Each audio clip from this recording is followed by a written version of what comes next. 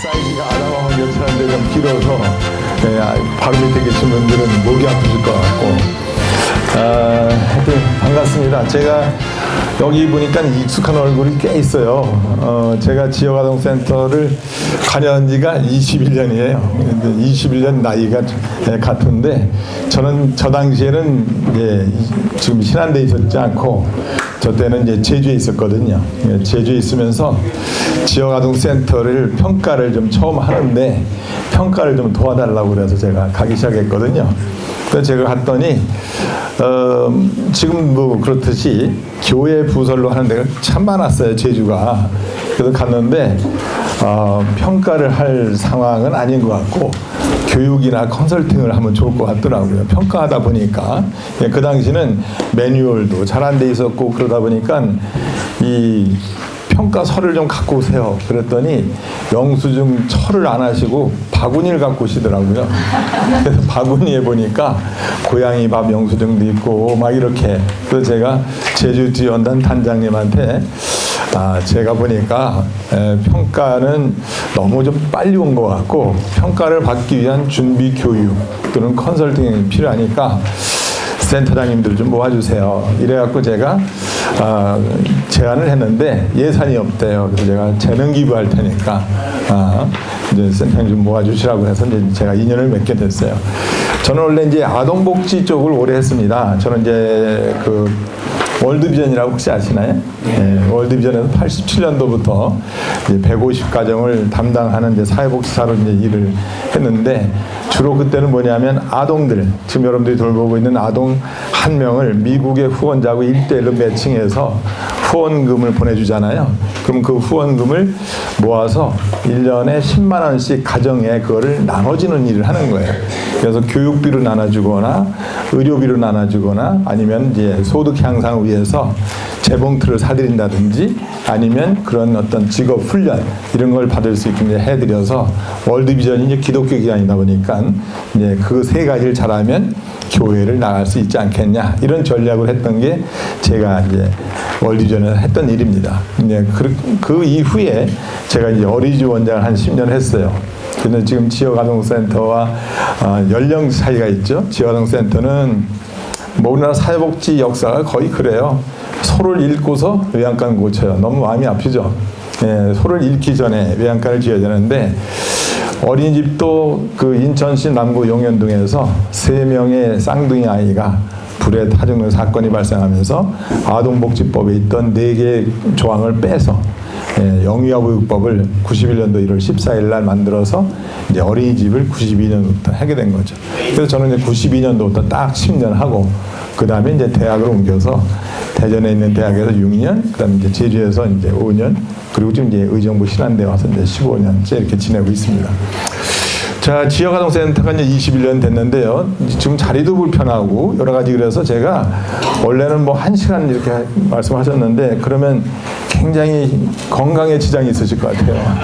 여기 뭐 따뜻해서 괜찮으신가요? 네. 제가 볼 때 이게 교육 여건으로서는 이렇게 적절치가 않아서 제가 한 30-40분 이렇게 해서 자, 여기 제목이 있는 것처럼 이 제목이 사실 전부예요. 돌봄을 넘어서 아동복지 전문기관으로, 그죠?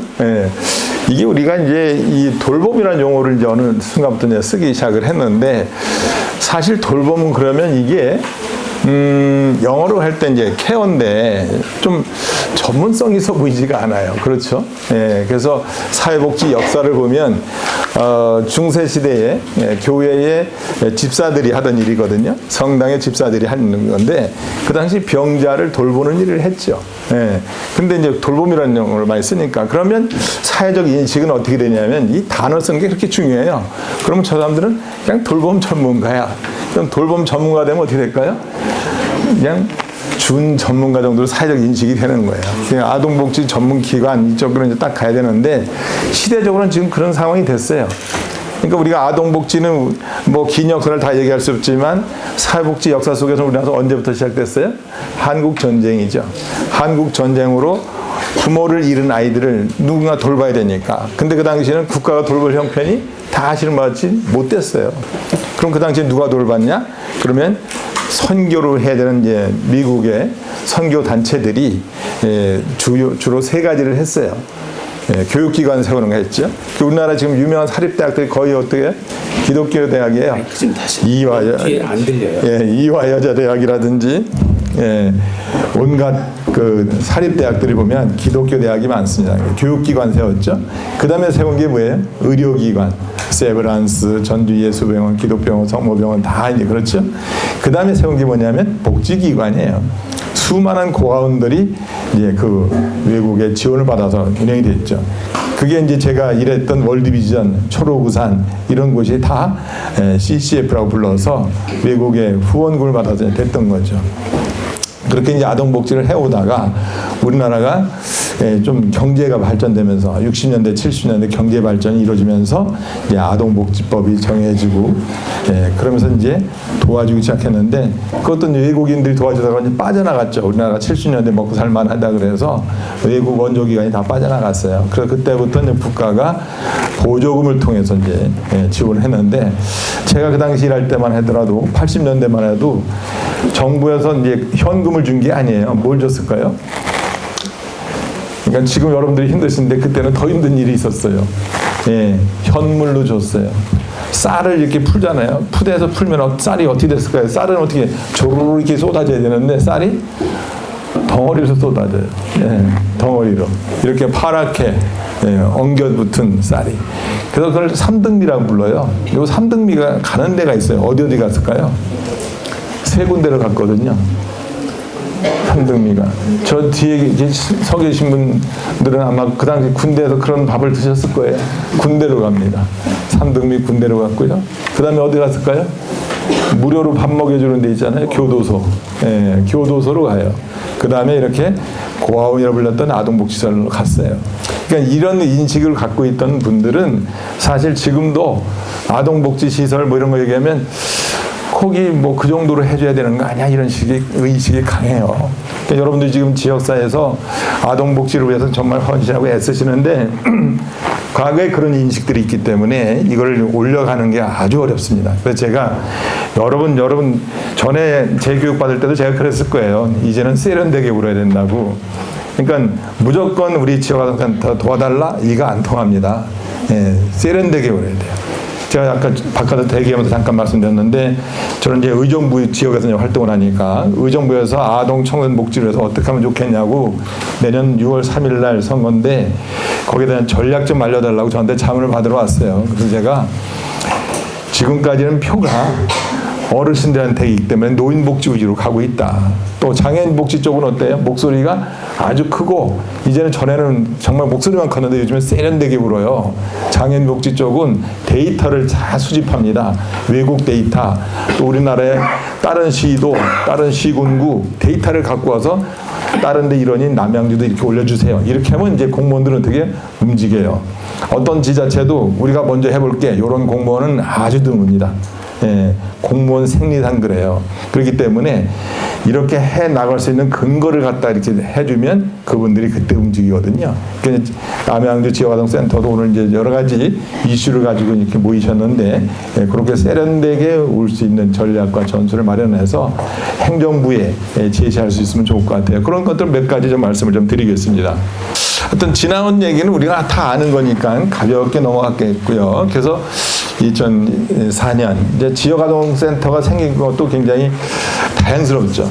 이 지역아동센터를 저하고도 좀 관련이 되는데 저는 87년도 월드비전에서 일할 때 어떤 일이 있었냐면 복지관하고 여기 무허가촌이 있고 제 자취방이 있는데 제 자취방에 공간이 이렇게 된다면 쪼개서 잠을 잘 수 있는 공간은 제가 자고 나머지 공간은 애들한테 밥상을 4개 사줬어요. 그 밥상 4개 사줘서 애들이 거기서 공부를 하는 거예요. 왜 그걸 했냐면 대개 판잣집에서 아이들이 공부를 어떻게 해요? 참 희한하게 정말 찢어지게 가난한 집 애들이 공부를 열심히 해요.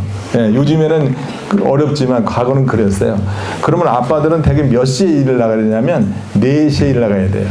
새벽 인력시장에 나가야 거기서 김씨 가, 채씨 같이 가 이렇게 찍어야 이 사람은 그날 일당을 버는 거예요. 근데 애들은 어떻게 해요?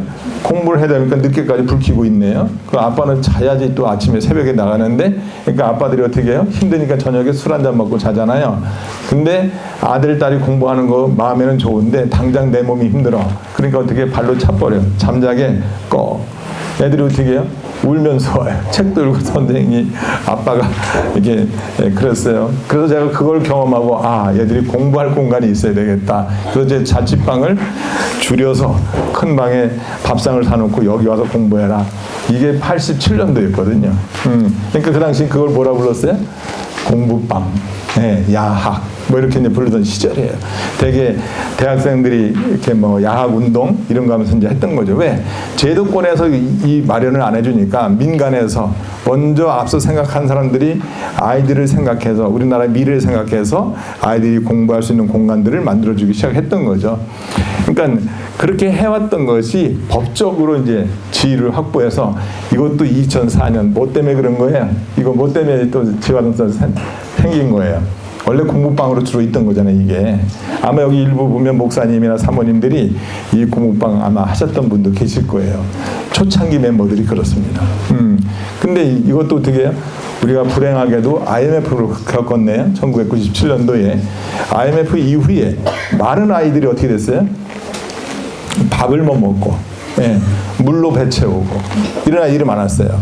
이런 아이들이 이렇게 많은데 이거 어떻게 할 거냐? 그랬더니 이제 궁여지책으로 마련한 게 뭐예요? 지역아동센터라는 것이 이제 생기게 된 거예요.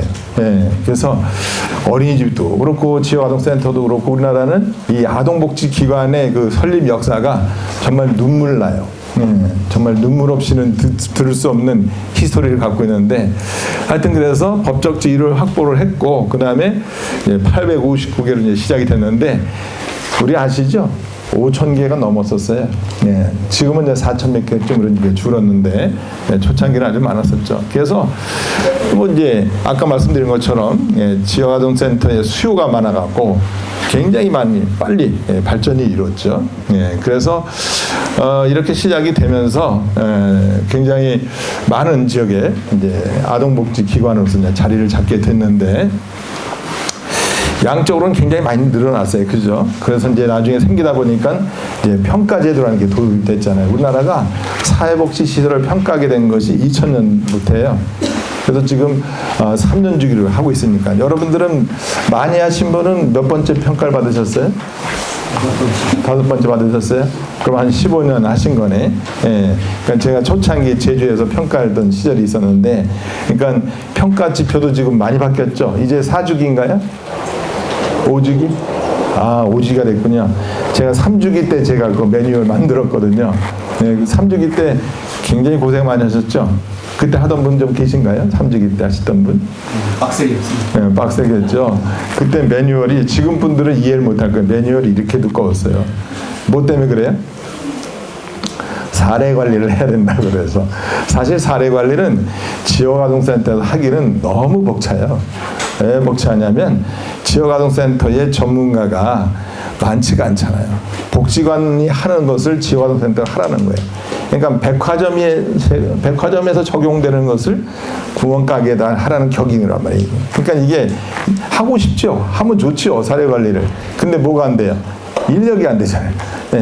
뭔가 센터장님하고 사회복사 1명 또는 2명 해놓고 이제 사례 관리를 하니, 다 아시는 말처럼 사례 관리를 하려면 어떻게 해요? 하나의 매니저처럼 돌봐야 되잖아요. 그게 쉬운 일이 아니에요. 입체적으로 아이들을 이렇게 돌보면서 이 아이가 인격적으로 실력적으로 여러 가지로 균형 있게 자라도록 하자는 건데, 물론 지금 지역아동센터는 그렇게 하는 건데, 실제 사례 관리를 하자면 사실 지금 제가 말씀드린 걸 다 뭘로 해야 돼요? 글로 적어야 되냐? 기록을 남겨야 돼요. 기록을 그걸 남겨야 되니 얼마나 시간이 많이 필요해요. 아이들이 돌아간 뒤에는 그럼 페이퍼워크로 밤 10시, 11시까지 하고 또 퇴근은 언제 해요? 그러니까 이게 삶의 질이 떨어지죠. 그렇게 되려면 뭐가 돼야 돼요? 사실은 지금도 여러분들이 주장해야 될 것은 뭐냐면 1인당 담당하는 아동 수를 줄여나가는 것이 큰 급선무입니다. 이제는 인프라적인 측면에서 다른 나라하고 우리나라하고 이제 차이가 줄어들고 있어요. 오히려 우리나라의 인프라가 더 좋은 것도 있어요. 근데 문제는 뭐냐면 선진국은 한 전문가당 담당하는 클라이언트 수가, 아동 수가 거의 1대1이에요. 여러분들은 몇 명 담당하고 계시나요? 혹시 그냥 한번 몇 명을 담당하고 계시나요? 한 분이 10명 이상, 그죠? 생각해 보세요. 이게 가만히 생각해 보면 너무나 당연한 건데 안 되고 있는 거예요. 집에서 엄마 아빠 둘이서 어떻게 애 하나 키우기가 너무 힘들대요. 근데 이런 지역아동센터는 지원은 요만큼 해주고 1인당 10명을 담당하래. 이게 논리적으로 맞습니까? 근데요, 요거를 누가 잘 알아야 되냐면 행정부도 알아야 되지만 의원들이 많이 알아셔야 돼요. 남양주시 의원들이. 왜냐하면 여러분의 여기 관련된 예산 집행하고 이런 거 누가 다 관여할까요? 시의원들이에요. 지금은 세월이 지났지만 이제 다음 주에 경기도 의회에서 이제 또 이제 이런 토론회가 있는데 제가 몇 년 전에 거기 가서 이렇게 토론을 또 한 적이 있어요. 근데 제가 이제 미리 가서 앉았는데 의원들 사이에 앉게 됐어요. 의원들이 뭐라고 그러는지 아세요? 뭐라고 했을 것 같아요?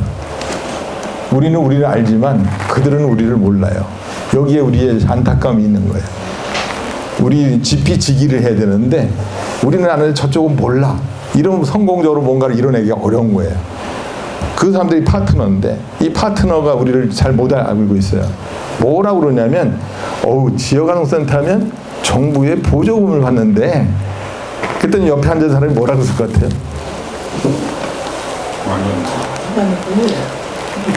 그래? 정부의 보조금을 받는단 말이야? 그냥 근데 꽤 돈을 많이 번데 혹시 지역아동센터에서 돈 좀 많이 버셨어요? 네. 이분들 머릿속에는 어린이집도 섞여 있고 그러니까 지역아동센터는 정체성이 잘 정립이 안 돼 있는 거예요. 이게 지역아동센터인지 어린이집 뭔지 막 섞여 있는 거죠. 그러면서 지역아동센터라면 정부의 보조금도 있고 그래서 서로 하려고 그러는데 이렇게 알고 있었어요. 근데 지금은 이제 한 4, 5년, 6, 7년 이렇게 지난 것 같은데 어떻게 지금 의원들 만나시면 좀 그 정도는 아니죠?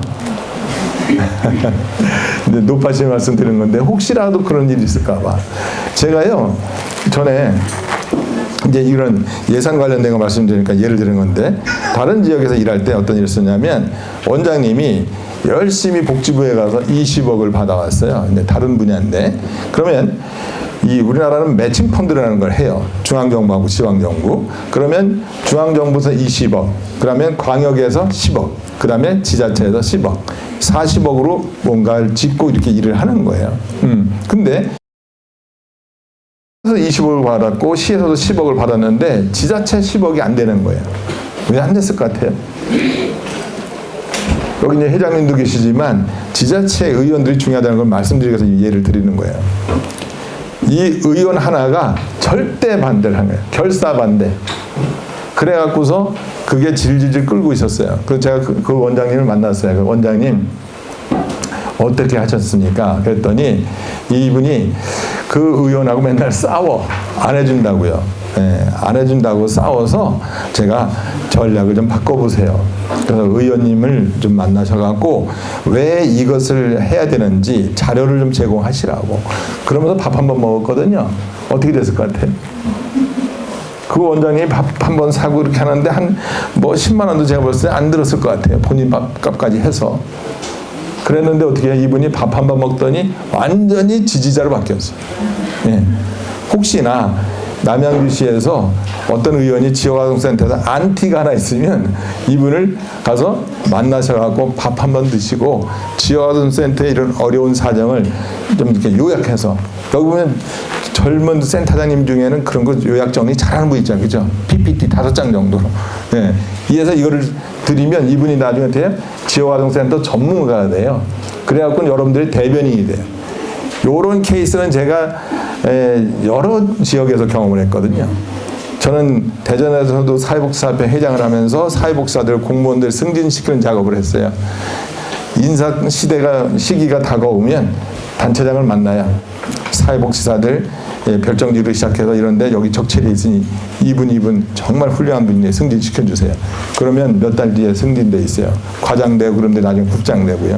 포천에서도 제가 그 시장님 오신 데서 공무원 칭찬을 많이 하면서 여기에 몇몇 과장님은 정말 사회복지 정관부로서 국장 승진하셔야 됩니다.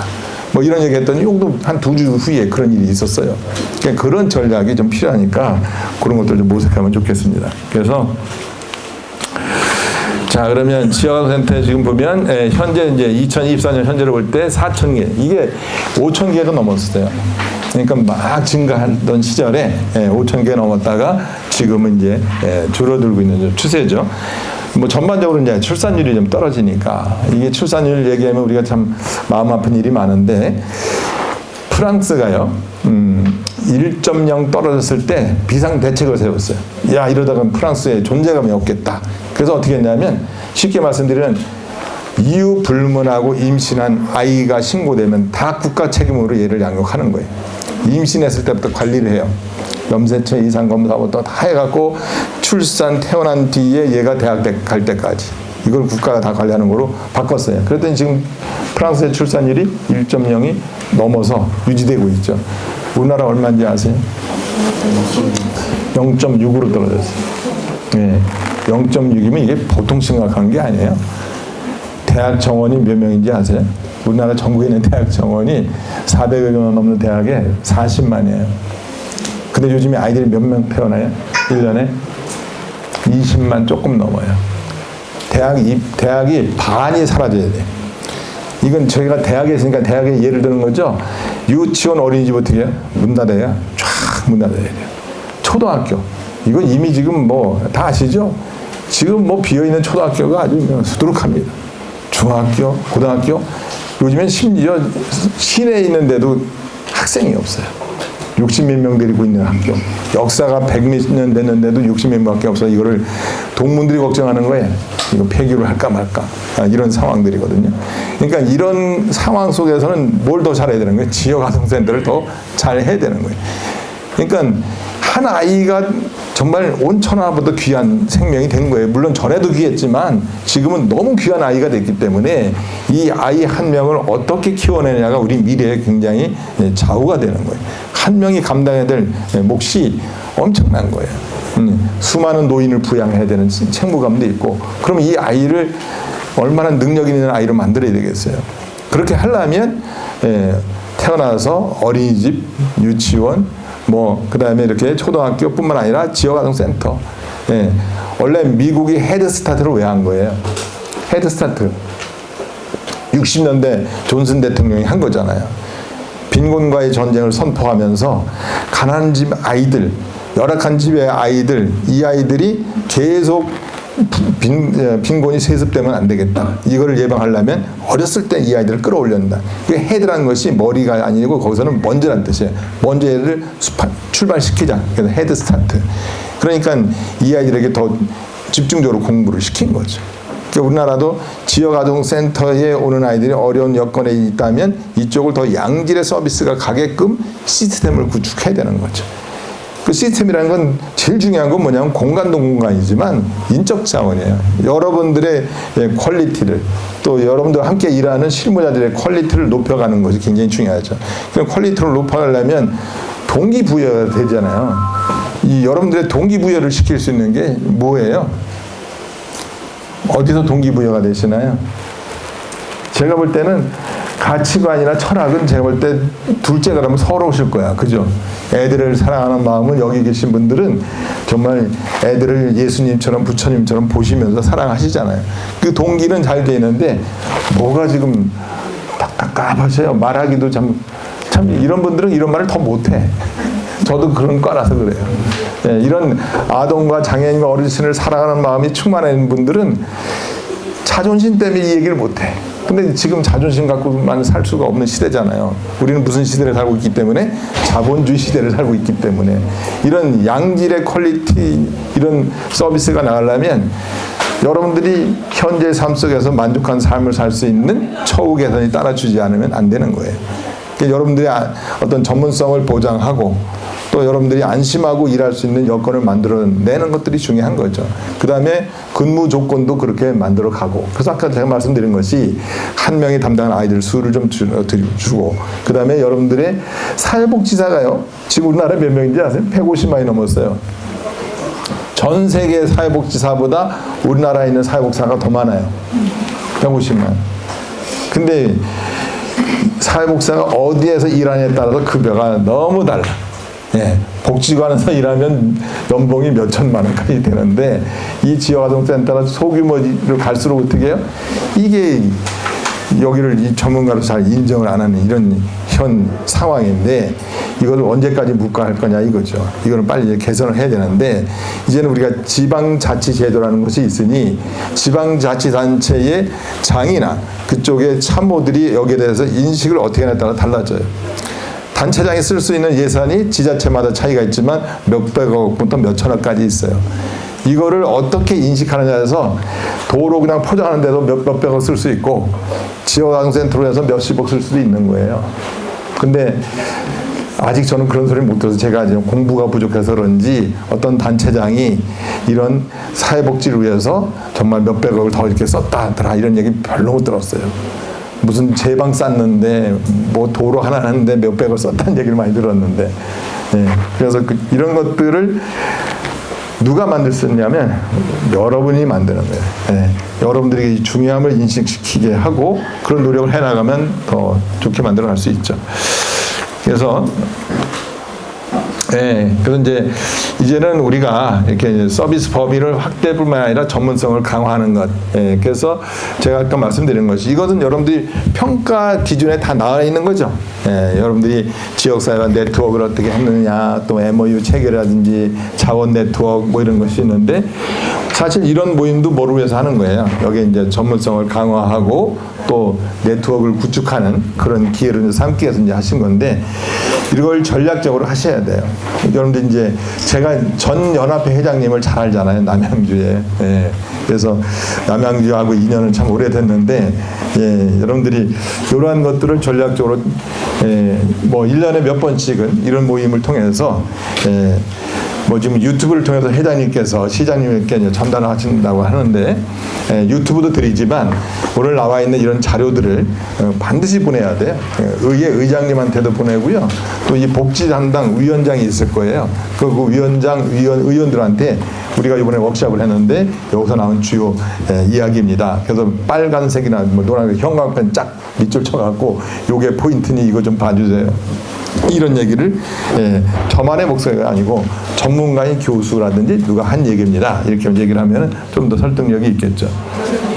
그래서 지금 이렇게 인력 배치가 좀 좋아지고 또 여러분들 이렇게 환경 개선도 좀 되고 또 이제 공공성이 강화되고 이러면서 이제 호봉제가 된 것이 이제 상징적인 일인데 사실은 아동들이 살아가는 곳일수록 어떻게 해야 돼요? 가장 위생적이고 가장 아름다운 곳이 돼야 돼요. 혹시 이제 싱가포르를 좀 가보신 분 계시잖아요. 싱가포르는 어떻게 돼 있어요? 모든 사회복지시설은 1층에 돼 있습니다. 2층, 3층이 없어요. 왜 그런 거예요? 유사시에 아이들이 신속하게 밖으로 나갈 수 있게. 그래서 이 벽 같은 것이 버튼만 딱 누르면 쫙 올라가게끔 돼 있어요. 그러니까 이거는 어디에서 이런 게 나오는 거예요? 아이디어가. 그러니까 우리의 어떤 가치관, 사고의 출발점이 달라서 그래요. 이 한 생명 한 생명, 특히 어린이에 대해서 굉장히 우선시하는 사고가 장착돼 있으면 어떻게 될까요? 이런 인프라를 구축할 때 세금은 우리가 왜 걷는 거예요? 원천적인 얘기지만 세금은 우리가 왜 걷는 거예요? 우리나라 시민들이 세금은 아주 잘 내요. 그렇죠? 여기 지금 세금 밀리는 사람 별로 없죠? 다 내셨죠? 뭐 사고 나면 자동차 그 벌금도 잘 내고 다 잘 내잖아요. 그죠? 근데 뭐가 부족하냐? 세금 난 다음에 어떻게 쓰는지 관심이 없어요. 그래서 이제 일부 우리가 시민단체에서 참여 예산제 이런 거 합니다. 그죠? 남양주에서 그런 거 하죠? 예. 근데 전반적으로 그럼에도 불구하고 낸 세금에 대해서는 어떻게 쓰는지 별 관심이 없어요. 그러면 어떻게 되는지 아세요?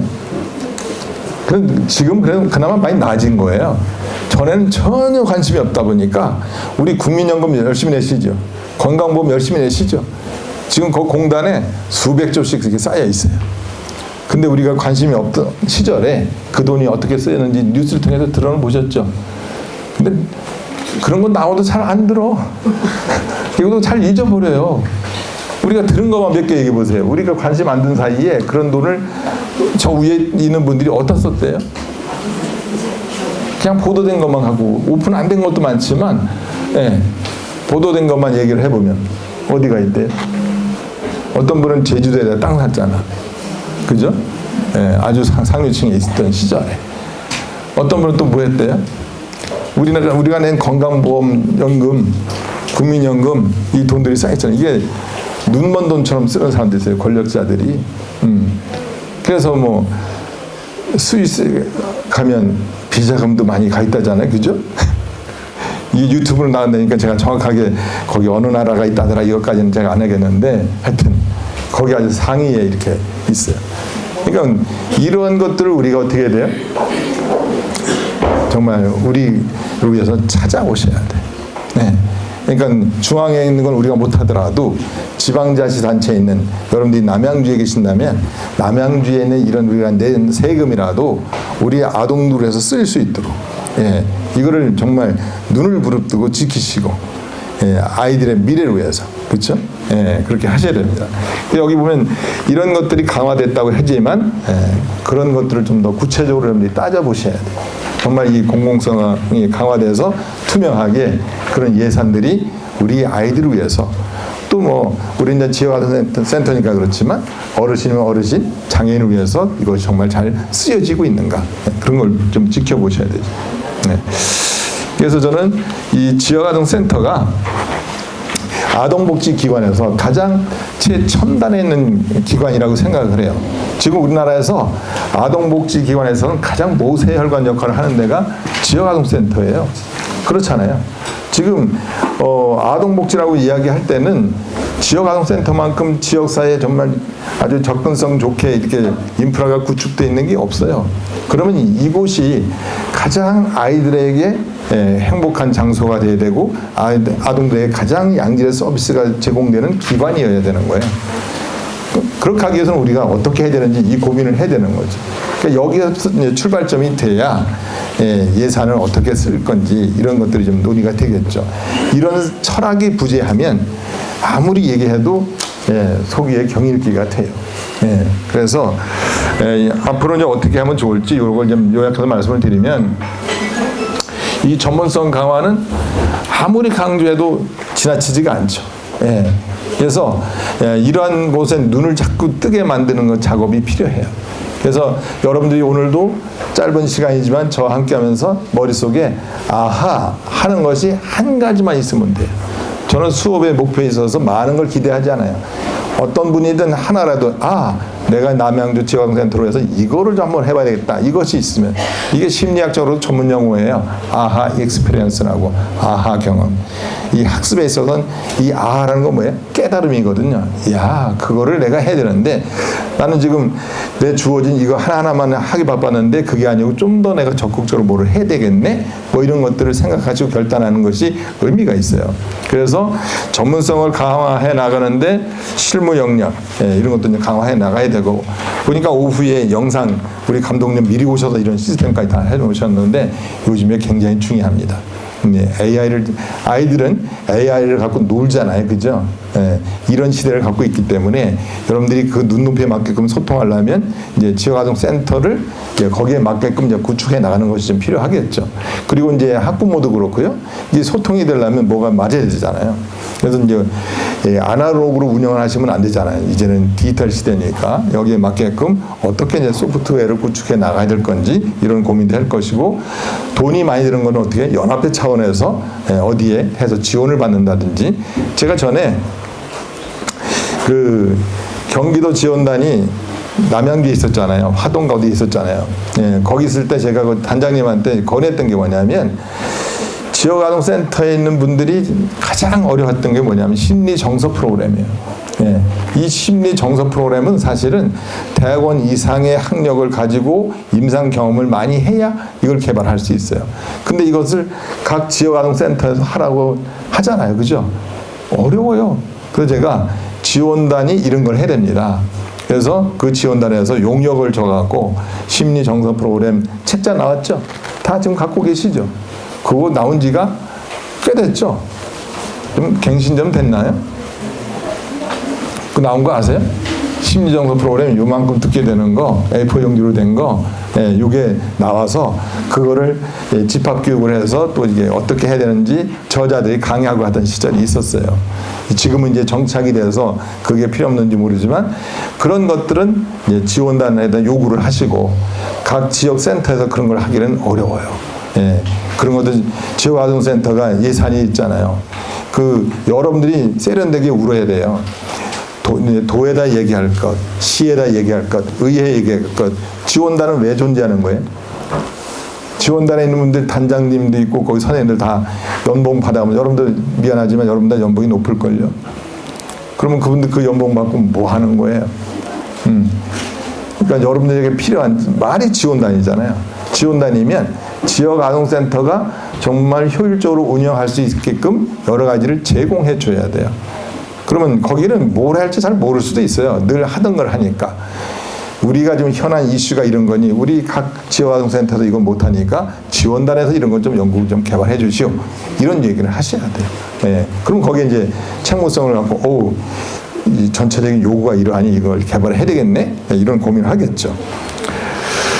자, 그래서 여기 보면 여기 나와 있는 것, 이게 이제 다 우리가 해야 될 것들인데, 여기 보니까 이제 이런 AI를 활용해서 스마트 관리 시스템도 구축해야 되겠다. 지역 연계, 또 자원 네트워크 구축, 뭐 여러 가지 있는데, 뭐 눈으로 보시면 다 아시는데, 이게 굉장히 중요해요. 제가 제주도에 좀 있다 그랬을 때, 뭘 하냐면 이거 하다 왔어요. 제가 제주도가 고구마처럼 생겼잖아요. 제주도를 제가 8개로 나눴어요. 서귀포시와 제주시를 나눠서 8개 나눠갖고 뭘 했냐면 이 네트워크 구축을 했어요. 근데 이 네트워크 구축을 주로 지금은 어떻게 되냐면 분야끼리 되어 있어요. 아동은 아동끼리, 노인은 노인끼리, 장애인은 장애인끼리 이렇게 되어 있는데 제가 그때 뭐라 했냐면 그게 벌써 16년 전이에요. 16년 전에 그런 네트워크는 너무 식상하다. 이제는 벽을 허물어서 아동, 노인, 장애인 다 같이 모이는 네트워크를 구축하자. 이랬더니 현장 반응이 뭐라 그랬을까요? 썰렁했어요. 우리끼리 잘하고 있는데 그거 왜 해? 이랬거든요. 근데 그게 아니고 제가 말씀대로 한번 해보세요. 근데 제가 그거 구축하다가 여기를 이제 온 거예요. 근데 제가 이름도 안 잃어버려요. 해바라기 지역아동센터. 혹시 아시나요? 제주에 해바라기 지역아동센터. 거기가 목사님 사모님이에요. 근데 이분이 저하고 뜻이 맞아갖고 같이 저랑 호흡을 맞춰서 이걸 주선했어요. 제가 떠나고 난 뒤에 이분이 중심이 돼서 이 모임을 계속 했어요. 그랬더니 나중에 뭐라 그래요? 하길 너무 잘했다고. 왜냐하면 아이는 어디와 연결돼 있어요? 가정과 연결돼 있죠. 마을과 연결돼 있죠. 그러니까 어르신, 장애인 다 연결되네. 그러니까 이렇게 모여서 얘기하다 보니까 서로 이제 시너지 효과가 나는 거예요. 그래서 이 지역 연계 네트워크가 우리 혹시 여기 있는 지역아동센터만 하는 것이 아니라 거기에 종합복지관도 있으면 종합복지관 다양한 기관하고 네트워크를 하면요 훨씬 더 효율성 있게 운영할 수 있어요. 예를 들어 볼까요? 여러분들이 무슨 행사를 하려고 하는데 어떤 복지관하고 MOU가 체결되어 있어요. 복지관은 되게 기본으로 뭐가 있어요? 강당이 있습니다. 강당. 그렇죠? 그러면 거기를 어떻게 해요? MOU 체결되는데 그 노는데 그 강당 쓰세요. 그럼 어떻게 해요? 그런 공간 하나 빌리려면 몇십만 원 드는데 그냥도 쓸 수 있는 거예요. 그러니까 이렇게 지역사회 자원이 엄청 많아요. 제가 이거 전에도 이런 강의할 때 제가 뭐라 했냐면 우리나라 속담 갖고 얘기했잖아요. 구슬이 뭐예요? 서말이라도 깨워야 한다고. 구슬은 엄청나게 많습니다. 우리 주변에 구슬이 사방 널려 있어요. 이 구슬을 어떻게 꿰냐가 중요한 거죠. 이 대학들도 많잖아요. 대학들도 요즘에 이 현장하고 연결하려고 얼마나 노력을 하는지 몰라요. 그러니까 여러분들이 우리랑 해. 그러면 대학들이 어떻게 고마워해요. 그러니까 여러분들이 혹시 주변에 아는 대학이 있으면 사회복지과든 아동복지과든 관련 사회복지 관련 과가 있으면 한번 전화 한번 해보세요. 저희 대학도 MOU 체결을 잘해 어떻게 해요? 평가를 잘 받아요. 그래서 저도 이제 저희 대학에 사회복지 학과장도 맡고 있는데 그런 기관이 와서 MOU 하자 그러면 저희도 아주 너무 반갑죠. MOU 하나씩 체결할 때마다 교수 전체 평가 점수가 올라가요. 그러니까 여러분만 필요한 게 아니고 그쪽도 필요한 거니까 이해관계가 맞아요. 그러면 여러분들은 그 대학의 뭐 강당을 또 이용할 수도 있고 여러 가지 인프라를 또 이용할 수도 있잖아요. 그러니까 그런 걸 위해서 이런 네트워크를 좀 하시면 아주 좋아요. 그러니까 제가 예로 든 게 그런 것이고, 그 외에도 얼마나 그런 자원들이 많아요, 지역사회는. 그러니까 뭐 협의회가 있다, 또 뭐 지역사회 보장 협의체가 있다, 뭐 이런데 아동분과는 좀 다 들어가시고, 여기 아동분과에 들어가는 분 계시죠? 지역사회 보장 협의체, 그렇죠? 예, 그쪽에 계신 분들이 그쪽하고 좀 연결시켜서 또 하시고 그러면 아주 좋죠.